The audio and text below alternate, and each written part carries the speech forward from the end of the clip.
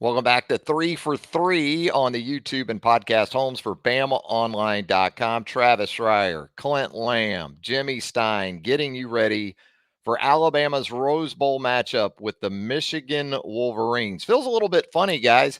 It's a Friday as we do this show, live, by the way. So if you want to jump in with us with comments, maybe some suggestions and some questions, we'll try to work those in as best we can as well. But it's a Friday. It feels more like a Wednesday or a Thursday, doesn't it? Because we don't have football for these two teams until Monday evening. Clint, how are you biding the time at this point? The anticipation is starting to kill me a little bit. Yeah, not used to playing games or seeing Alabama play games on Monday, so it's definitely thrown my week off a little bit. But at the same time, on the flip side, if they do make it past Michigan and make it to the national championship, it'll feel a lot more like a game week, I guess, considering they'll play again next Monday. So I guess that's the benefit of it. But it has definitely thrown me off as far as the timing and the scheduling and all that stuff.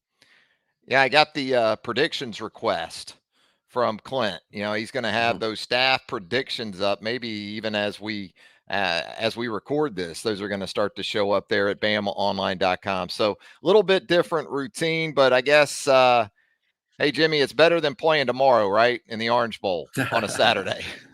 One upside in this, obviously, what the strangest college football week possible, where we're recording on a Friday, but game week wise, this is Wednesday, meaning this is what Wednesday feels like when you play on Saturday. But on the other hand, after we record, we can watch Clemson play Kentucky and Missouri plays Ohio State tonight. So there's a lot of things to take in this week. There's a lot of news, roster management news that we'll get to, a lot of other games. And there's a lot of things to kind of kill the time, right? There's the college football world keeps on moving at 100 miles an hour. Yeah, it's a pretty newsy Thursday out in Southern California. You had Jalen Milroe's comments in relation to Bill O'Brien. You had Isaiah Bond and some others talking about maybe some cyber stealing, the potential for that by the Michigan Wolverines in preparation for this matchup with Big Blue. So we'll get into a little bit of all that. Absolutely. And what we're going to do is we're going to start things with a trio doing a practice watch along. I don't know. This is a first, I think, for BamaOnline.com. I think Charlie and I have done one in the past, but that was more audio, more podcast format. We're actually going to get way out over our skis here. And I'm certainly never going to be confused for Martin Scorsese, okay, when it comes to direction and kind of putting these things together. But there it is. How about some practice footage as we move through this? And I just wanted to kind of do this, guys, and not just in relation to this game against Michigan, but also because you're going to see some younger guys. And there's often so much interest in development and where a first and second year guy is maybe stacking up physically and starting to perhaps make a move for 2024 and beyond. But we'll get it going right here from Thursday's practice. And there you got some early work. And you said it earlier, Jimmy, as we watch the Crimson Tide in full pads here. There's Jeremiah Alexander, Sean Murphy working on an individual period. That looks more like two hats to the ball. One guy at least try to work the ball out, a takeaway drill, a ball security drill, really all in one. But it is a full pad practice, even on a Thursday, because, again, game's not till Monday. A little bit of a different routine here we're seeing. Yeah, this would be a normal Wednesday practice. So at Alabama during game week, the physical practices are Tuesday and Wednesday. So this is the Wednesday practice of game week. And what we're seeing right now, for those interested, is that's the number 2 defensive line and heavy nickel. As you see, Q-Rob on the left, lined up at outside linebacker, but the defensive end on the other end is James Smith. If that was the first team, that would be Justin Aboigbe, but this is the twos that have James Smith outside, along with Q-Rob, with Latham and Payne in the middle and sort of a defensive tackle role. But that's the number 2 D-line right there. And they will see those guys right there, even though they're the twos, they will see action against Michigan, no question. I guess it's interesting, guys, when you think about Jamarian Latham and Q Robinson, you think more situational, I think, at this point, based on their size and their skill sets. So, Clint, when you look at this grouping here and you see Trez Marshall there at an inside linebacker, Sean Murphy at an inside linebacker, this is obviously more of the reserves, but a big part of the picture on Monday, no doubt, right, Clint? I mean, this is where it's got to start, and we're going to get into more of this coming up with some outside linebacker footage that we've got. But yeah, I think Alabama on early downs at least, whereas this, as Jimmy correctly put it out there, this is the big nickel. But I think you might have obviously Justin Aboigbe, Dallas Turner, Chris Braswell, maybe even bigger personnel than what we see in this shot. Yeah, I'll be curious to see how Trez Marshall fits into things. I mean, obviously Jahad Campbell's playing really good football right now. You've got Deontay Lawson. He's had a lot more time to get healthy, get back to being close to 100% or closer to 100% if he's not already. That's huge. But against a team like Michigan who likes to hammer the football, they're going to try to have a physical identity. A guy like Trez Marshall could end up playing a little bit bigger of a role than we're anticipating. Now, I could be wrong on that. They could stick with the two other guys. They're playing great football right now. They're sideline to sideline athletes. But when you look at Trez Marshall and just the kind of teams that he does well against them, and his best performance, in my opinion, in an Alabama uniform was against his former team in Georgia, who aren't the same team as Michigan, but run a lot of that 12 personnel, like going a little bit bigger, doing some different things. And so Trez Marshall, what does his role look like on Monday? And then as far as, when you look at Michigan, one of the things about their defensive line that I think stands out above others is the fact that they're deep and they're able to rotate. Alabama's got a little bit of depth too, though. And you see it right there. I mean, James Smith being a former 5-star player, has a ton of talent, still working some things out and working on the consistency part of his game.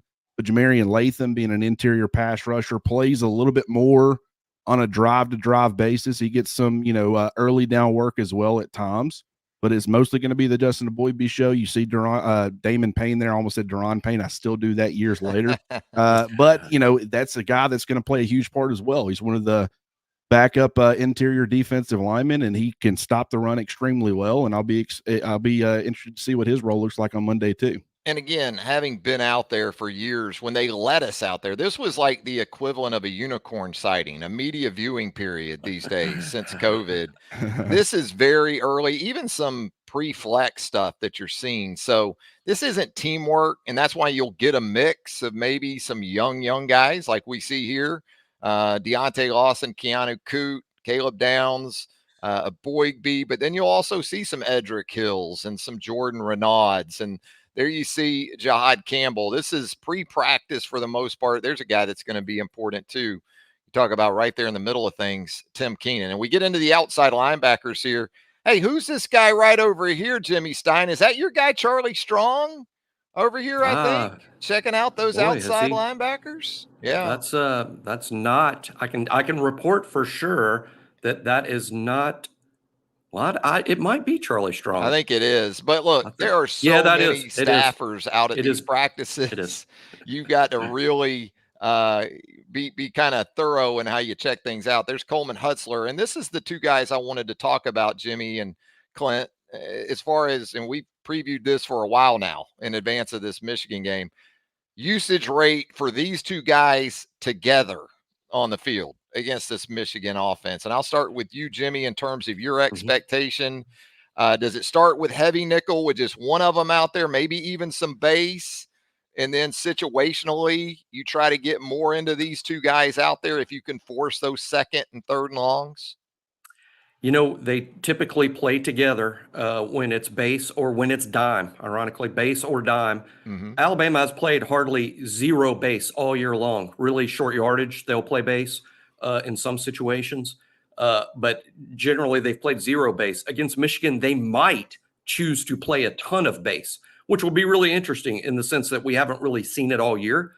But it makes a lot of sense against a Michigan team that did things like run the ball 32 snaps in a row against Penn State. When Michigan's going to run the ball no matter what, you might want to just line up with what you think is your best personnel against the run. That might be base. That might be Turner and Braswell both on the field at the same time. And hey, doesn't that make a lot of sense? Because if you ask me or you, Travis, and Clint, to rank who are Alabama's 11 best defenders, Turner and Braswell are going to be on that list. All three of us are going to say Turner and Braswell are among our best 11 defenders. So having both of them on the field at the same time makes a ton of sense. But Alabama's primarily run heavy nickel against 12 personnel. Michigan lines up in a ton of 12. So I suspect, as we've seen all year, you'll mostly see heavy nickel. That means one of them or the other on the field and something out for each other to keep each other fresh.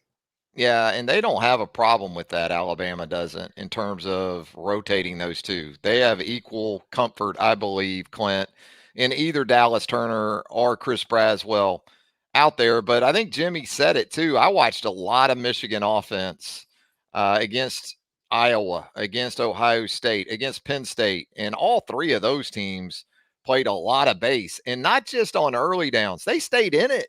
I mean, there's some third and long that I saw where those teams stayed in base defense. And you think about it regardless, Clint, these are the guys that we're looking at right here, the Jaheim Otises, the Tim Keenans, the Damon Paynes, the Tim Smiths this is really where it's all going to start for the Alabama defense right here.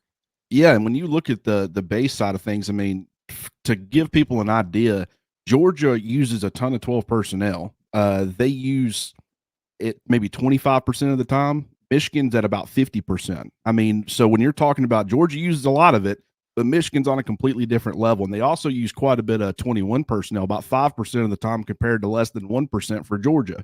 So they're gonna have bigger bodies out there way more consistently.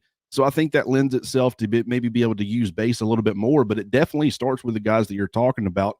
And they've all, Tim Smith's taken a big step forward this year, in my opinion.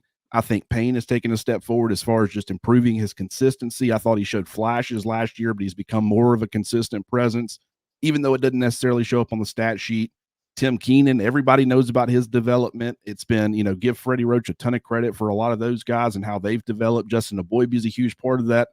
But the other one, and Jimmy and I were talking about it yesterday, is Jaheim Otis. And I don't know if he's going to have an opportunity to get closer to 100% with his time off. It might be a situation where he's got to wait to the off season to have some sort of surgery and give himself a couple of months to, get back to where he needs to be. But if whatever's been going on with him, which we think there's been something slowing him down a little bit, if he can be back closer to 100%, where he can maybe hold up on a few more snaps. He can play a little bit better football. He's already been playing good football, but I think he's capable of playing great football. And, just the style in which he plays, I think that would lend itself well against an offense like Michigan's going to be bringing to the table on Monday. So I'll be curious to see what his role looks like and how much of an impact he can have. This is a really good group. It's a deep group.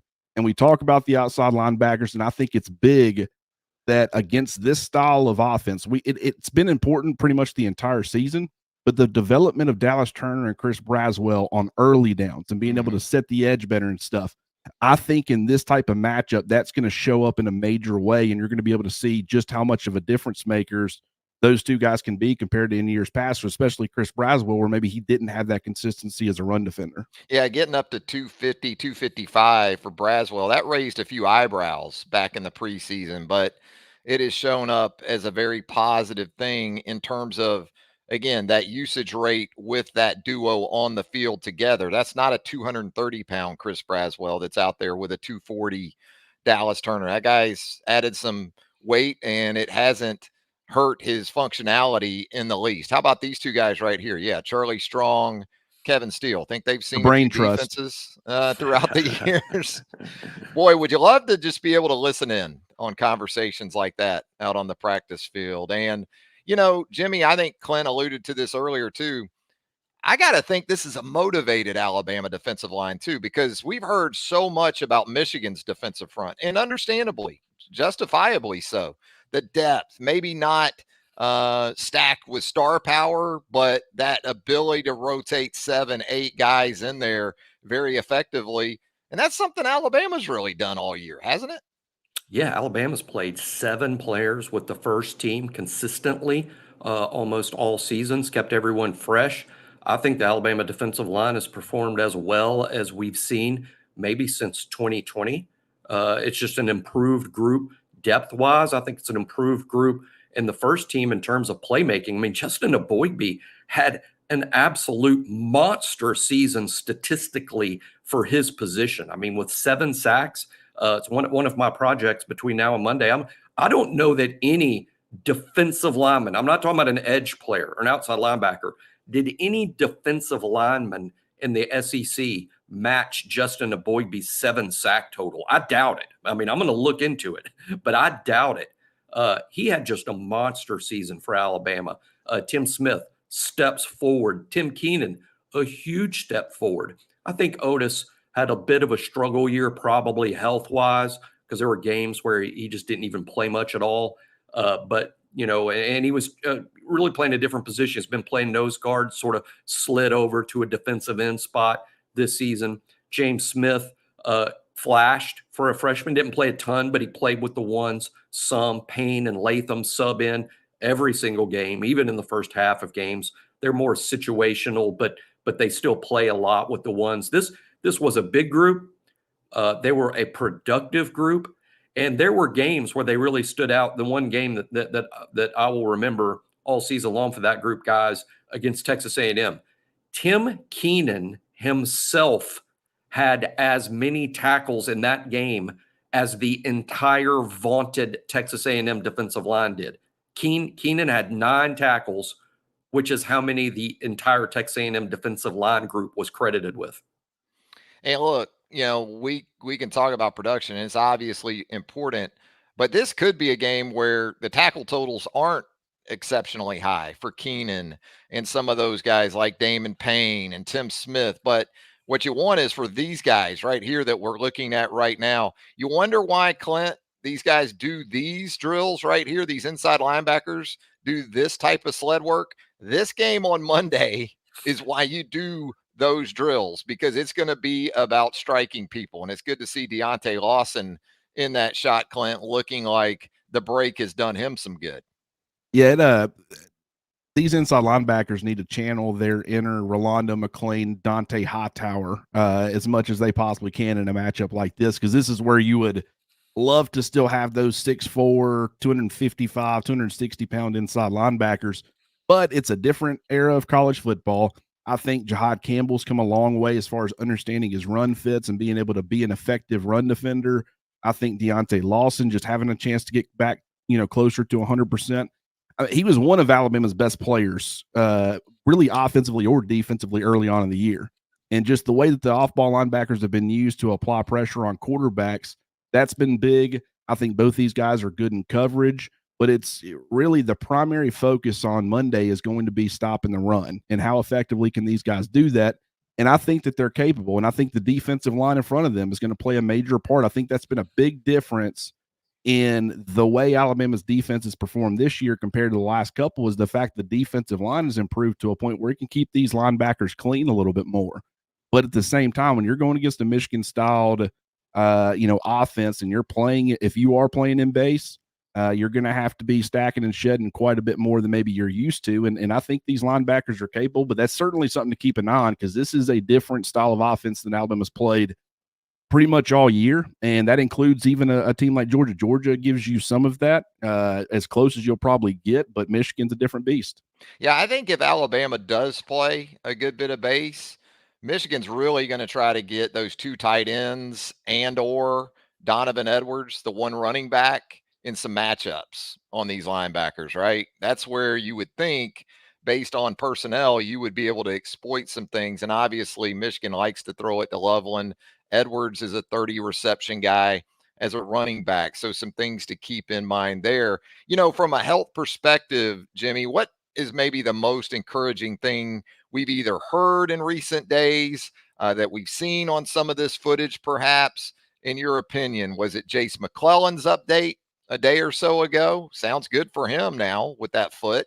But looking at these linebackers and looking at some of these guys that we know they were dinged up even in the Georgia game. When you talk about Dallas Turner and Kool-Aid McKinstry, where's the positivity rating right now for you from a health perspective? I think an obvious answer is Jace McClellan, but I want to go back to what we saw on the sled just a second ago. Deontay Lawson. I think this 4 weeks that Deontay Lawson has had to get past the ankle, because as Clint pointed out earlier in the show, Deontay Lawson in September was on the short list for me of best players on the team in September. I thought he was fantastic, and then that ankle injury really changed, I think, his season, sort of almost took him from first team All-American to even off the second team All-SEC type honors, because he was playing as good as any off-ball linebacker in the country. Now we might see a close to completely healthy Deontay Lawson, which will just be vital against Michigan, where they're going to stress Alabama's front seven a lot. And you need an all hands on deck and all hands on deck healthy situation. So yes, having Jace back is great. Having Kool-Aid fine and Dallas Turner fine, that's all great. But for me, it's like, boy, if you can get September Deontay Lawson back, this is the right game for him. And look, that Georgia game, those three guys at inside linebacker, Clint, played good football. I think it was 13 total tackles between them, and 12 of those were solos. Trez with the big fumble recovery, a couple of those guys with tackles for loss. And based on that, I guess you're expecting, I think we're expecting to see, you alluded to this a little bit earlier, I think, a continuation of mixing in between Campbell and Marshall kind of frees you up with Deontay too, whether you want to play him on the ball or off the ball, right? Absolutely. And we just, what's been the most encouraging part about this Alabama defense is that you're getting development out of guys that maybe you weren't getting. I mean, look at how deep the inside linebacker room is. There was concerns about not only the development side of things, but the depth, and not only are you getting quality play out of Deontay Lawson when he's been healthy, you're getting development and growth from Jahad Campbell. You're getting Tresman Marshall being a big contributor. Kendrick Blackshire has been a big part of things. And it just, you really start to feel comfortable with not only, the play of the guys at the top of your depth chart, but the depth. And if you've got to work into that depth, and the defensive line's been the same way. They needed development on their defensive line, and they got it in a major way. And they've been able to find contributors. And like I said, it's kind of the off-ball linebackers and the defensive line working in unison, where it's, they're a tandem, and it's the defensive line two-gapping, keeping, those off-ball linebackers free. And just Lawson, with his ability to get sideline to sideline, his ability in coverage, the fact that he's your field general, and just when he's playing at 100%, he seems like a much more confident player. And I think that's pretty infectious to the rest of the Alabama defense.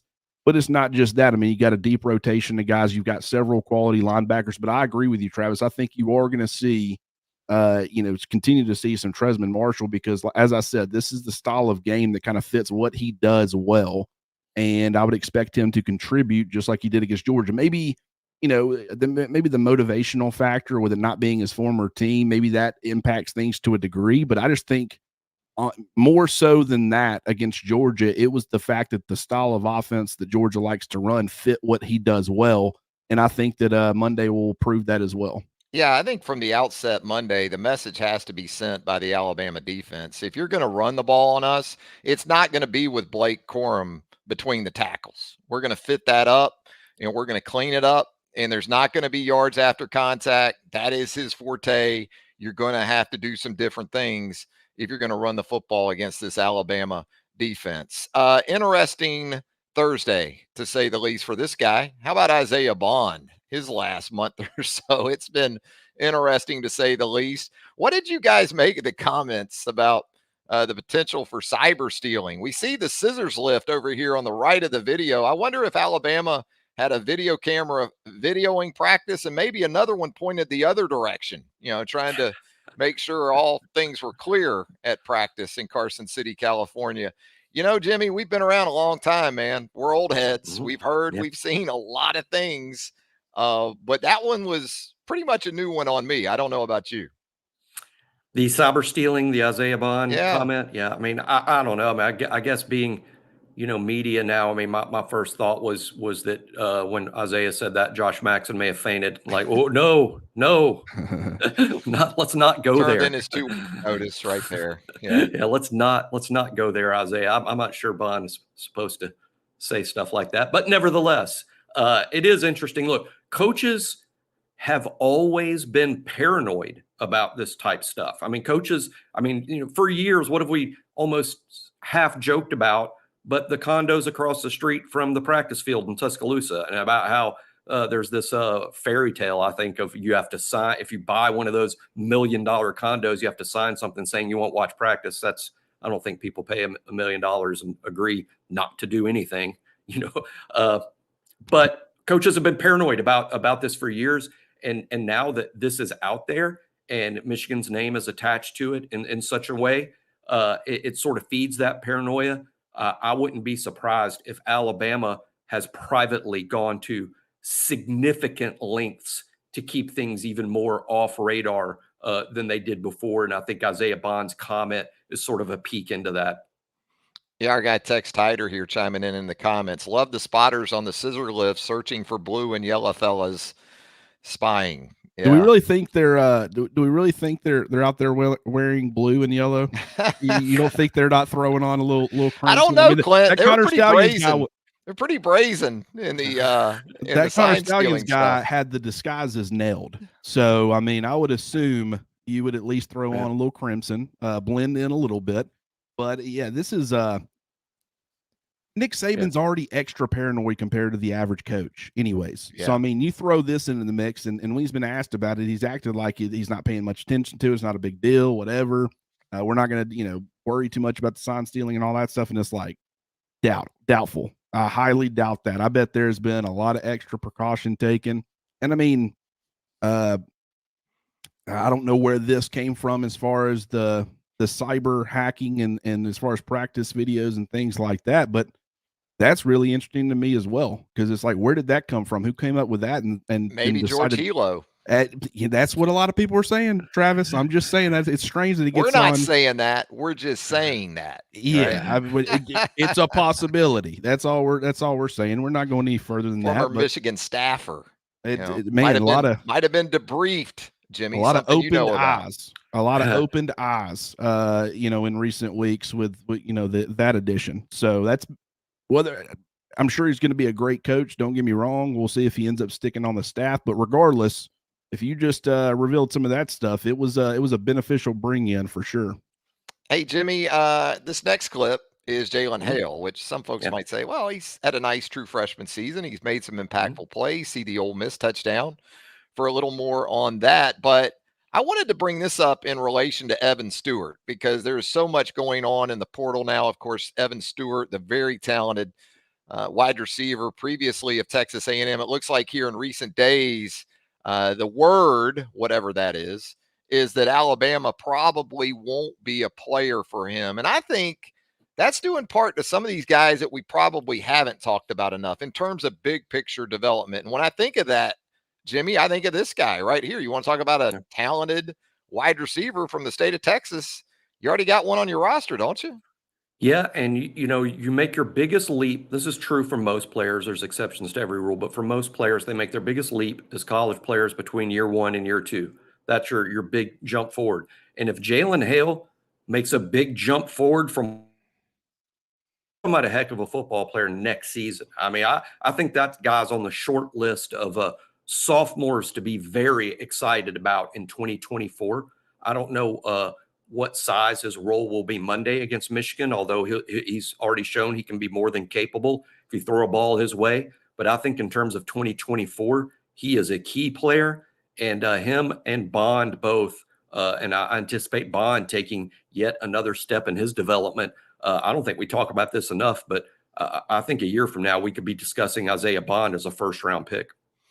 Yeah, Isaiah has shown this season, kind of like Terry and Arnold has on defense. You want me to play inside? I can play inside. I can play outside. I can line up in different places. I know the different positions and still get the job done. A guy who's been impactful, we know, Clint, right there as we wrap up the video footage with Jermaine Burton. How about the Californian going home? And we've mentioned this before, pretty good career stat line against Michigan for Jermaine. 1 catch, 57 yards, and a touchdown as a Georgia Bulldog a couple of years ago against the Wolverines down in South Florida. So when you think about these wide receivers, Clint, and the potential for explosiveness, and look, this is a talented Michigan secondary. It is a opportunistic Michigan secondary. Do you worry yourself about those 16 interceptions that Michigan has recorded this season? A guy like Mike Sanistril is used. He reminds me of kind of Michigan's Javier Arenas on defense. He can hurt you with the pass rush. He can take the football away. He's a former wide receiver, so you know the ball skills should be in place.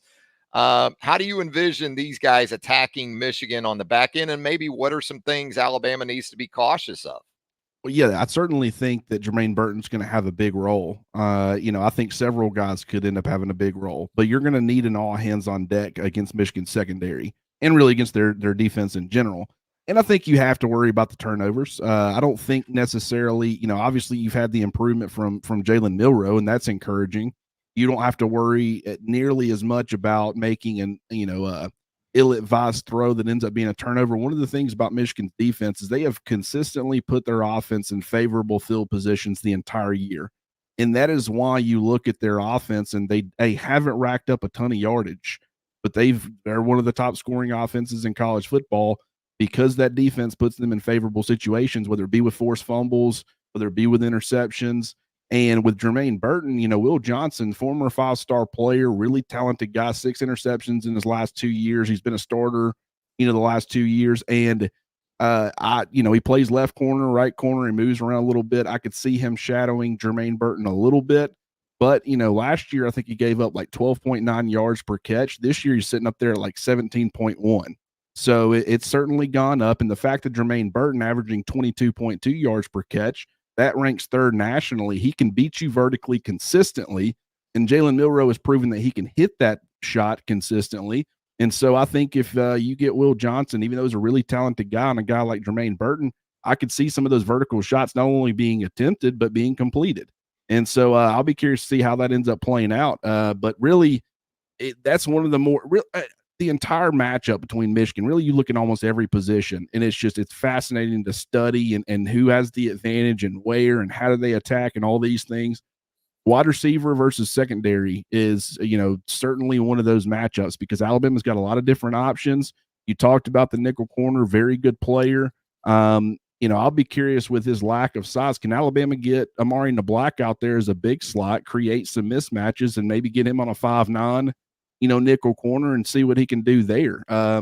We'll have to see how Michigan would adjust. Would they kind of protect him from that? I don't know, but that's something to keep an eye on as well. There's a lot of different weapons in this Alabama passing attack. And even though Jalen Milroe has mostly funneled the passing game through 2 guys in Isaiah Bond and Jermaine Burton, we've seen other games where Jalen Hill has a big game. We've seen it where Kobe Prentice has had a big game. And so there's a lot of capable players. And I'll be curious to see exactly how Alabama chooses to attack Michigan's secondary. Yeah, Jimmy, again, it was a chatty Thursday on multiple fronts for the Alabama offense. Isaiah Bond, not just speaking in relation to preparation as impacted potentially by the at least potential for cyber stealing, but also mentioning that, they've worked around it so it won't be able to help Michigan on the field. They won't have it to help them in this game. I think that raised a few eyebrows maybe, and the way he chose the wording with that comment, I think some Alabama fans cringed a little bit, thought of it as perhaps bulletin board material. Then you had Jalen Milroe essentially putting Bill O'Brien on blast in relation to his development, his big picture future as a quarterback. Milroe saying that O'Brien had suggested to him to consider some other positions, not even so much consider playing quarterback elsewhere, but just not playing quarterback, which sort of takes it to another level. In fairness, we haven't heard from Bill O'Brien on this either. But would you be surprised, really, if this is something that Milroe has heard from not just O'Brien, but some other folks, as he outlined too, really since he's been playing the game, I guess? I mean, you were hearing it from some Alabama fans just about 7 games ago, 5 games ago. So I don't think people should be stunned to hear this. What was a little surprising for me, just personally, is I can't remember if it was Milroe's true freshman year or last year, but I have a source close to the program that told me at the time, not yesterday, but at the time, that Bill O'Brien was extremely high on Jalen Milroe as a quarterback. And this is a A-plus source that would absolutely know Bill O'Brien's words, even comparing Jalen Milroe to another quarterback he had recently coached, Deshaun Watson. So that's where it gets a little difficult to kind of put yeah, together, because I think the assumption was with O'Brien coming in, not just that he was assuming Bryce Young, but he had worked with Deshaun Watson, and you saw some of those right skill set and yeah, attributes perhaps in Jalen. That's where this gets a little yeah. weird. And that's what I'd heard again, A+ source. O'Brien's like, I think the kid can be Deshaun Watson, So that's where it's a little confusing for me to hear Jalen Milroe say that, because I'm like, well, I also heard he was really high on Jalen. So I would like to know, maybe it's the lawyer in me, because one fact then leads to 100 questions. I would like to know context, because I think context is always very important, and it could be that Bill O'Brien was thinking, while Bryce Young is unquestionably the quarterback and he's going to take every first team snap, I'm sort of wasting a 6'2", 220-pound, highly skilled athlete that runs a 4.4. Maybe we should play Milroe somewhere else while Bryce is the quarterback. I mean, was that his line of thinking? I don't know. That's why I'm saying I would like to know a little more context, other than just assuming Bill O'Brien was saying, you're not good at quarterback, you're never going to be good at quarterback, and you should play another spot. I'm not going to jump to that conclusion that that's what he meant. I would just like to know context if we're going to fully investigate the story. Milroe certainly took it that way, though. Obviously, he did. I mean, I was shocked at like he was bothered by it. I mean, you can tell that is like a source of motivation for him. That his own offensive coordinator in his mind was asking him to play another position, or thinking that he wouldn't be able to play quarterback. And it could be a situation where he was extremely high on Jalen Milroe, and then he gets to Alabama, and then he starts working with him, and then maybe that's where the fall off happened. And I'm not saying that is what happened. I'm trying to figure out how both could be true, but either way, Jalen Milroe has proved almost everybody wrong, and there are going to be some people. I've been on him since I knew him as a Heisman contender. I knew it all along, and there are some people that were, and I want to give those people their credit because they saw something. I thought he had a ton of talent. I thought it was going to take him way longer than now. Back when I saw him in week 2, when I saw him against Texas A&M last year, was I thinking he needed to switch positions? Absolutely not. That never even entered my mind. But I can't sit up here and judge Bill O'Brien too hard, because I mean Jalen Milroe has proved me absolutely wrong on how quickly he could develop and the kind of player he could become. And I'll give him a lot of credit. Can you imagine the one guy, I mean, even more so than Nick Saban to an extent, the one guy who needs to be in your corner and believe in you as a player is your play caller. And if you felt like that he was not in your corner and he did not believe in you, can you imagine how that would shake your confidence, or could shake your confidence? That makes a lot of things make sense. Like against Texas A&M, the struggles, the deer in headlights, if his confidence was shook because he didn't feel like he had an offensive coordinator that trusted him, I can more so see where that would be the result. But not only that, how much has he grown? And the fact that he had that working against him, or at least in his mind, at the very least in his mind, he had that working against him, and he overcame that and has become the quarterback that we see today. That is a completely, there's one thing with fans and casuals, but when your offensive coordinator, you don't feel like he's in your corner, that can be a dagger for a lot of quarterbacks. It's a very mentally strong position, or it needs to be mentally strong. And, the fact that he overcame that, that takes a special mindset, and I give Jalen Milroe a ton of credit for having that mindset. While we're at it, Jimmy, I mean, you could say that he's been motivated by the coaching staff that's there right now, including his own head coach, because he was benched against South Florida. Alabama brought in a transfer portal quarterback after the spring, and Tyler Buckner. Even in the lead up to this season, post Bill O'Brien, there have been mile markers that say, we're not sure you're the guy. Now, to the extent of we're going to move you to another position, I guess that hasn't happened. But, I think about the comments, Jimmy, and they're public, and they resonated, no doubt about it. You could feel those comments. You didn't just hear them. You could feel the intensity. And I think, again, something else that maybe fans or folks around the program would rather have stayed silent My thought on it is, what do you think has fueled this guy to this point? You don't stop anything. You don't change anything with Jalen Milroe. And sure, if he doesn't play well against Michigan, there'll be people who circle back and say, well, he made those comments on Thursday about Bill O'Brien and the disrespect and all that. No, that's a load of crap. But I don't change anything with Jay. Lank all the way, baby. Lank it up all the way through Monday, right, Jimmy? You know what it reminds me of a ton? Milroe's had a lot of doubters. He's had a lot of doubters.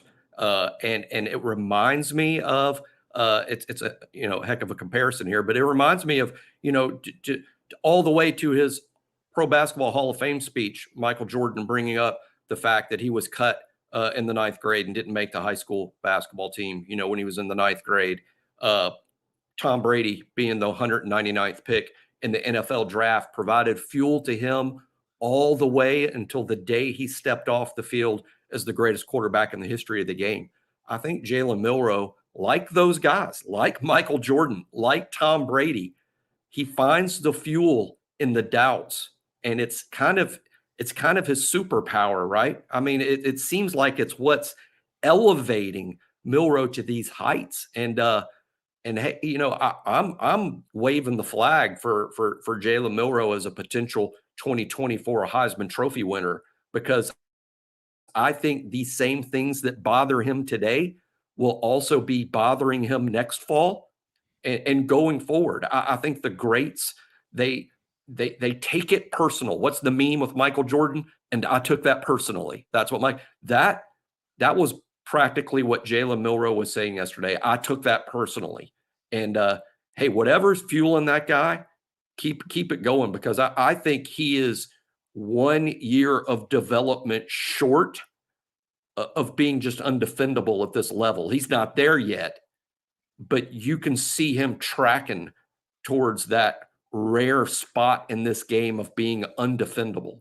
Clint, with all that said, why do I still feel like this next spring is going to be like 2017 all over again? When you had Jalen Hurts coming off his first season as starter, early enrollee in Tua Tagovailoa.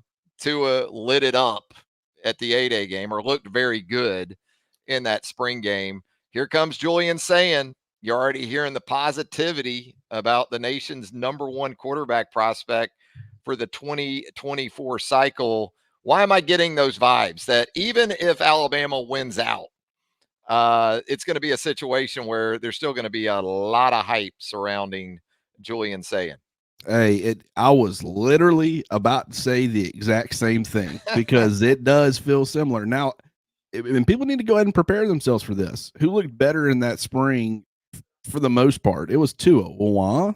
Because something that Jalen brings to the table that Tua simply didn't as a runner, you couldn't put that on full display in the spring. So one of the big, elements of Jalen Milroe's game is his legs, and he won't be able to use that in the spring or put that on display for people. So if you start breaking down and comparing guys just from a passing standpoint, Julian Sayin might look like he would end up being the better player.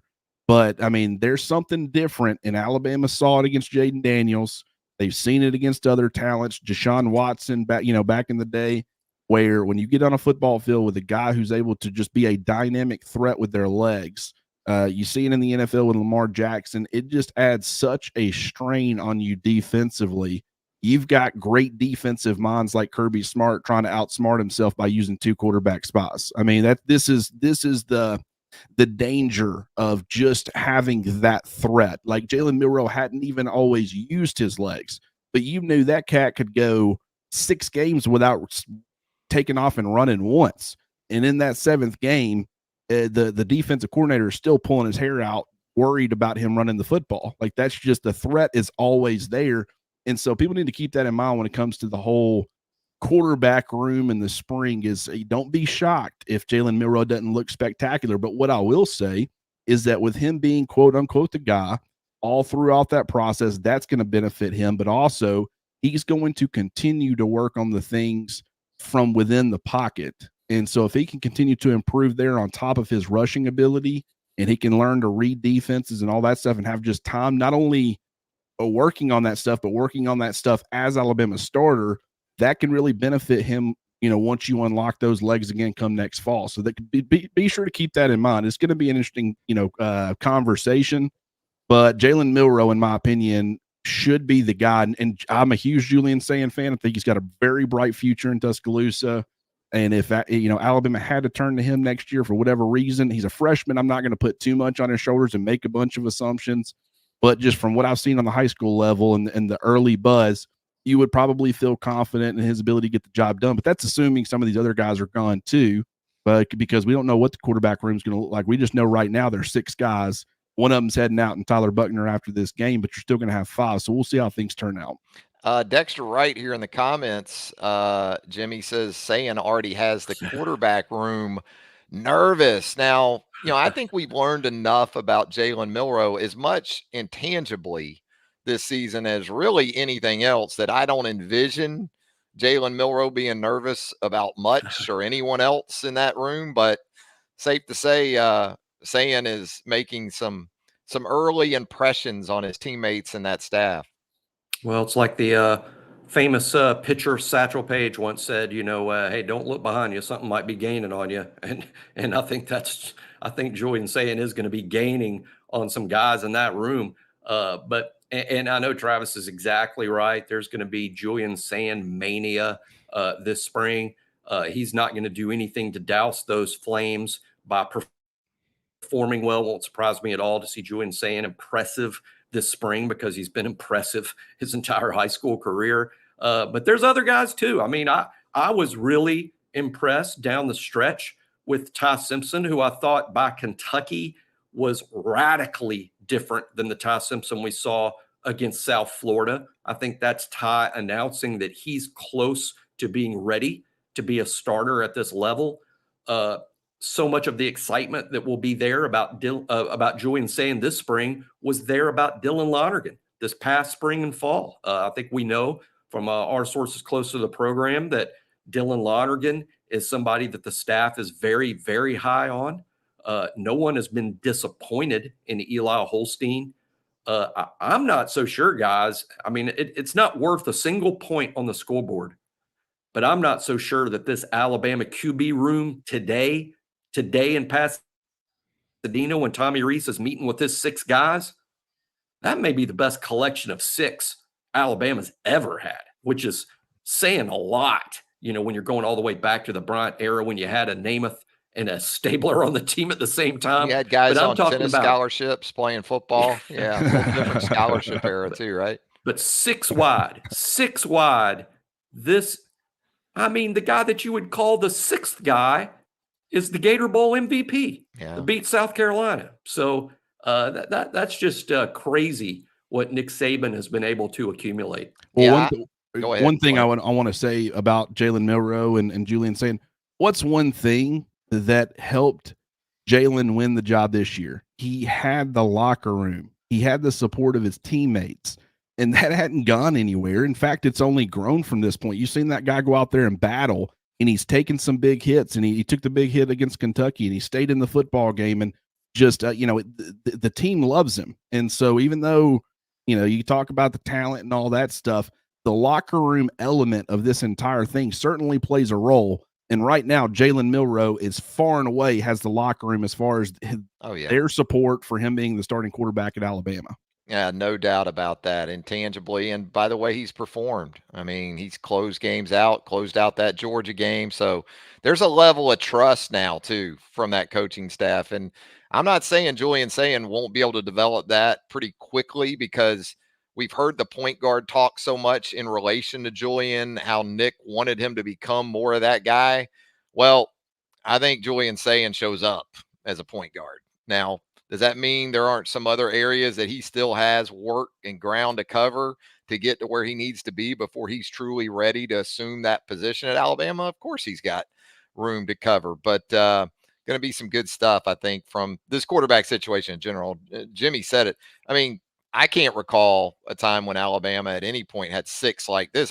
It's hard to recall them having 6 on scholarship at any point. It's so difficult to manage those numbers these days at that position with the ease in which these players can move around. Speaking of players moving around, guys, Domani Jackson previously of Southern California, attends Alabama practice in Southern California on Thursday. Shortly thereafter, we learn he has joined or will join the Alabama Crimson Tide for the 2024 season.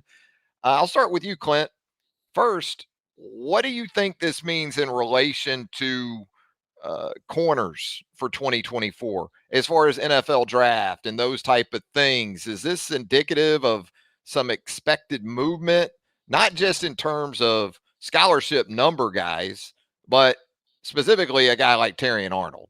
And you anticipate Kool-Aid McKinstry. Is that something that came to mind to you when you saw this news? It was one of the first two things that came to mind. That was actually the first. And then you say, okay, if they were bringing back Terrion Arnold and they had Trey Amos ready to go as a guy they think is going to step up and be a starter next year, what becomes I understand Domani Jackson's a very talented kid. I still think he's got some growth and development that needs to happen. So it's not like he's a surefire plug and play from day one type of player.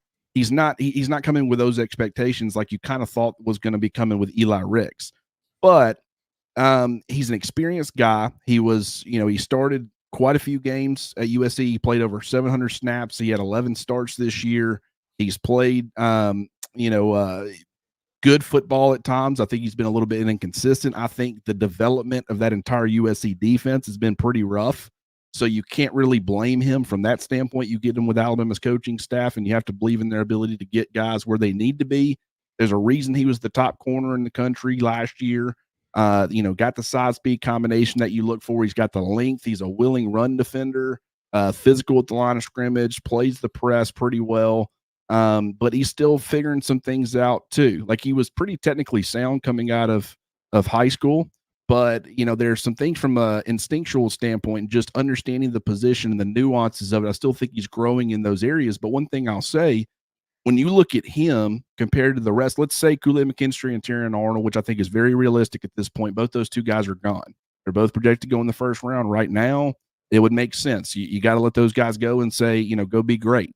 But if that happens, I understand Alabama has a ton of talent. I mean, Des Ricks, former 5-star player, Jalen Mbakwe, 5-star player, Xavier Brown, borderline top 50 player, Jaleel Hurley, former top 50 player, Earl Little, top 100. So you've got, options from a talent standpoint, but collectively, all those guys that I just mentioned have a total of about 50 to 55 snaps in their entire career, young careers. So it's the same situation, a couple of years ago, it was Jahmyr Gibbs, where the running back room, you like the talent that was coming back. You like the ability of Jace McClellan and Roydell Williams. But when you have a caliber of player like Jahmyr Gibbs enter the transfer portal, that piques your interest. But also it was the fact that they wanted to add that experience element to the room. Same thing last year with Trez Marshall. They liked Jahad Campbell. They liked the way he was developing. They thought he could be a really good player. But, with Deontay Lawson, it started a little bit, but he didn't have a ton of experience. And so what do? They go get an experienced guy in Trezman Marshall. I think it's the same situation here. You have the young talent, and if Des Ricks ends up stepping up and becoming that great player we all think he's capable of being, great. And that's, but if you get that from Mbakwe right here from the get-go, from the jump, that's great. But you've brought in another experienced, talented corner who can, also develop and become that great player. And I think that benefits the entire room, because there's a lot of bodies right now in that room, and they're all really talented, but the experience was really lacking if you are making that assumption that Kool-Aid McKinstry and Terrion Arnold were making a jump to the NFL. And that's where I think Domani Jackson, can benefit this team the most in 2024. But also, it's not just bringing in a guy who doesn't have a lot of upside himself. Like, he could end up turning into a superstar too. So I'll be curious to see how he ends up developing. Jimmy, we've talked about it in the past. Nick Saban's not big on hoping when it comes to roster management for an upcoming season. We saw it with Trey Amos, the addition of Trey. And whereas he was more of a depth provider, showed up pretty damn big in the win over Georgia. Jalen Key, Alabama goes that direction at safety. I don't think this speaks as much to the thought process involving the development of the younger players.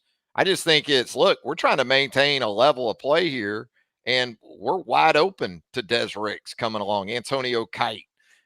You anticipate it from Trey Amos stepping forward again.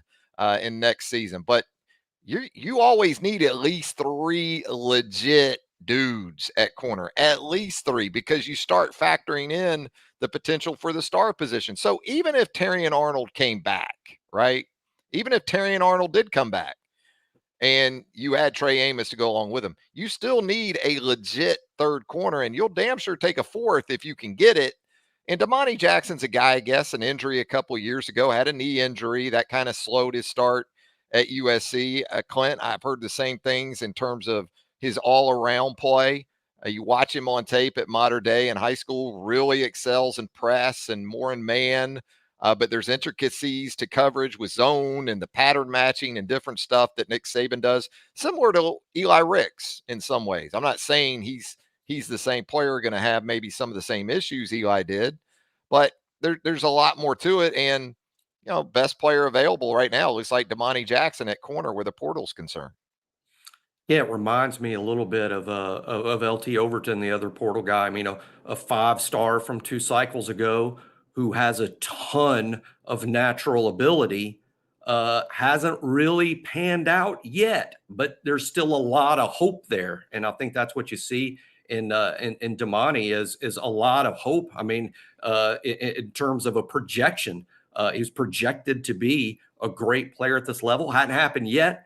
But the tools are all there. The tools are there, and they know him. It seems to be not a common thread, not in 100% of the portal pickups, but in a lot of these portal pickups, you can see the pattern of Nick Saban having a comfort level with the guys he knows. He knows Domani. He knows LT Overton from recruiting. He knew Henry To'o. They recruited Jermaine Burton out of high school. They know these guys, and I think it helps with the comfort level of knowing, okay, well, what is he going to be helpful to the locker room, or is he disruptive to the locker room? Because you can disrupt a locker room bringing in an older kid who expects to start. When you've got Ricks and Hurley and these young guys, Antonio Kite, who are like, hey, it's my turn, and now you're bringing in this junior, that can really disrupt things. You bring in the wrong personality. But I think Nick Saban seems to have this comfort level with kids he knows, and the talent speaks for itself in terms of, I think we all saw Domani's high school tape. I mean, this is a high toolsy kid that's going to have a chance to win the spot. In terms of Terrion and Kool-Aid, I mean, anything can happen. No final decisions. But I know myself, I'm not going to be surprised if Terrion returns. I'll be really surprised if Kool-Aid does. But I'll be not surprised to see Terrion back for another year. Still gives Domani a chance to compete with Trey Amos and also that star spot. Yeah, Clint, you talk about critical factors, and Jimmy said it, the familiarity with Jackson as well.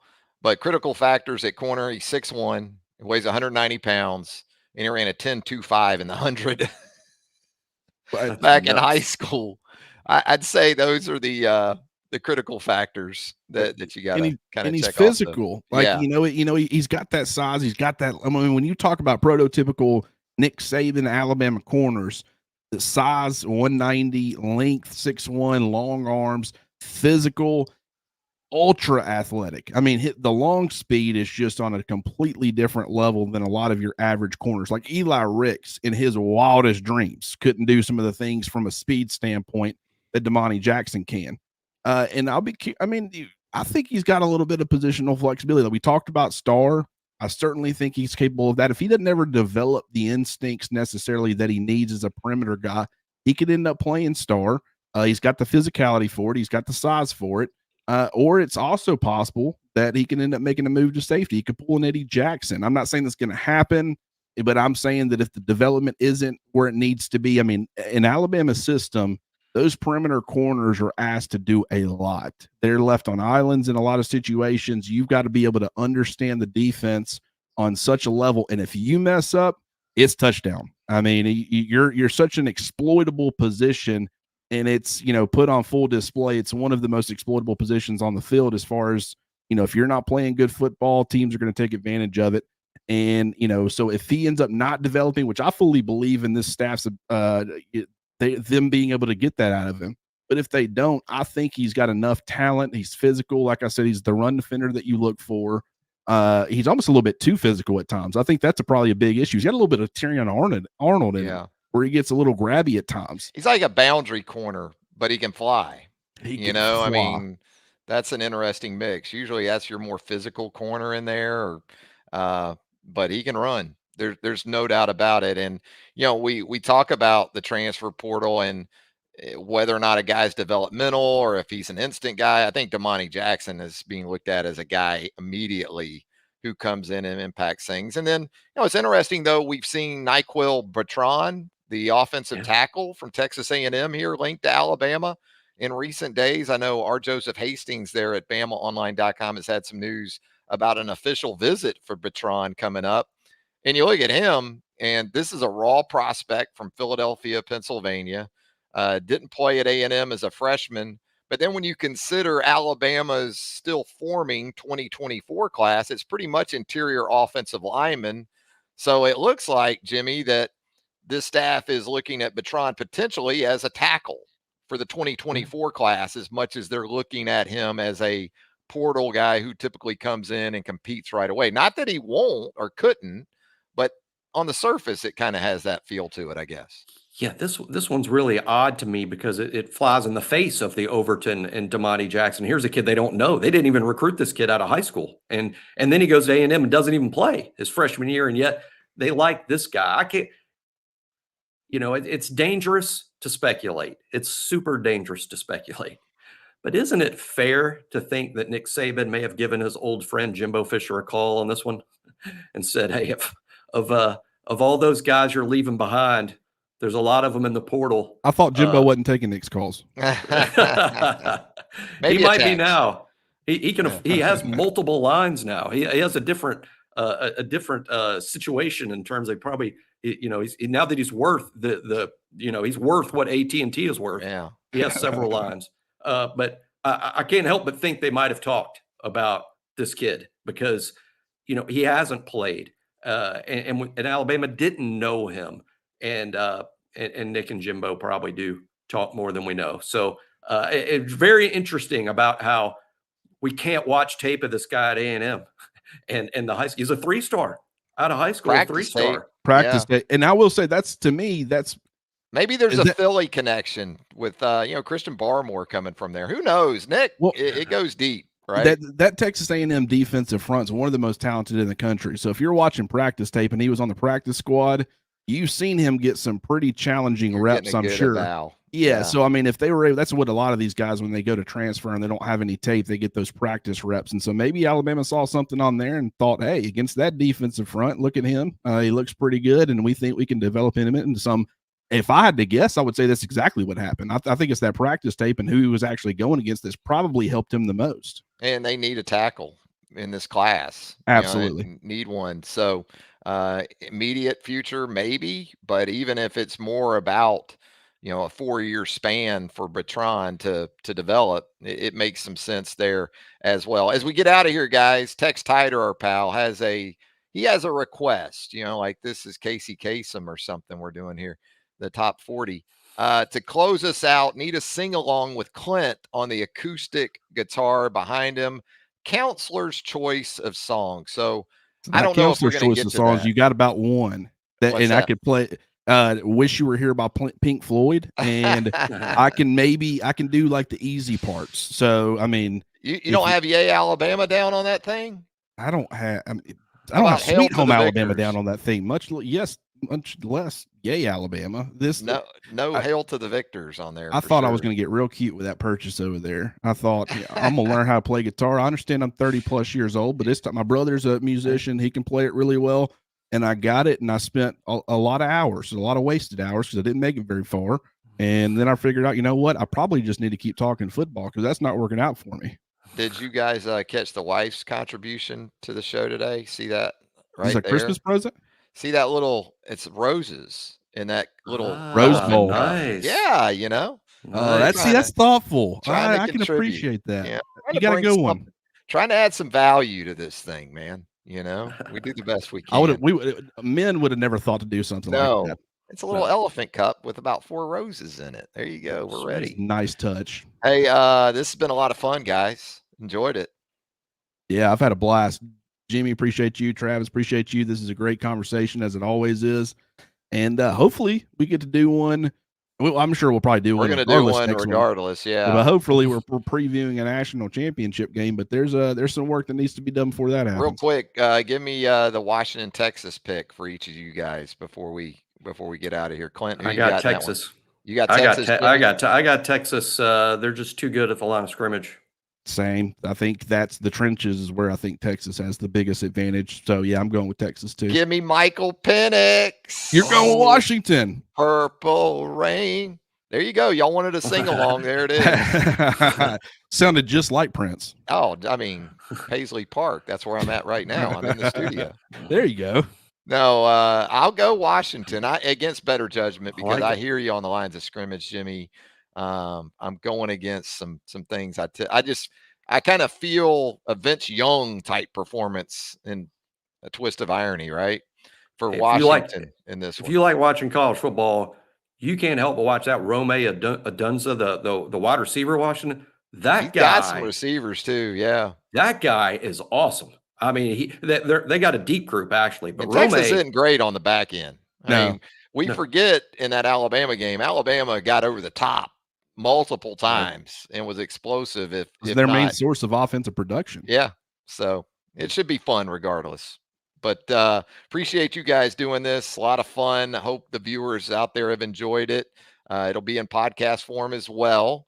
Also, you need to hang out with us right there at the round table, our premium message board at BamaOnline.com. We got Charlie Potter out in Southern California, keeping you up to speed with boots on the ground coverage from LA.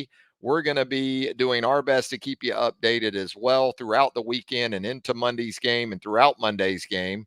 And recruiting never stops, as we know, at BamaOnline.com as well. Tim Watts, Andrew Bone, Joseph Hastings, they do a job that is unparalleled, unmatched when it comes to the recruiting front. So for Clint Lamb and Jimmy Stein, Travis Reier, thanking you once again for joining us. Until next time, so long, everybody.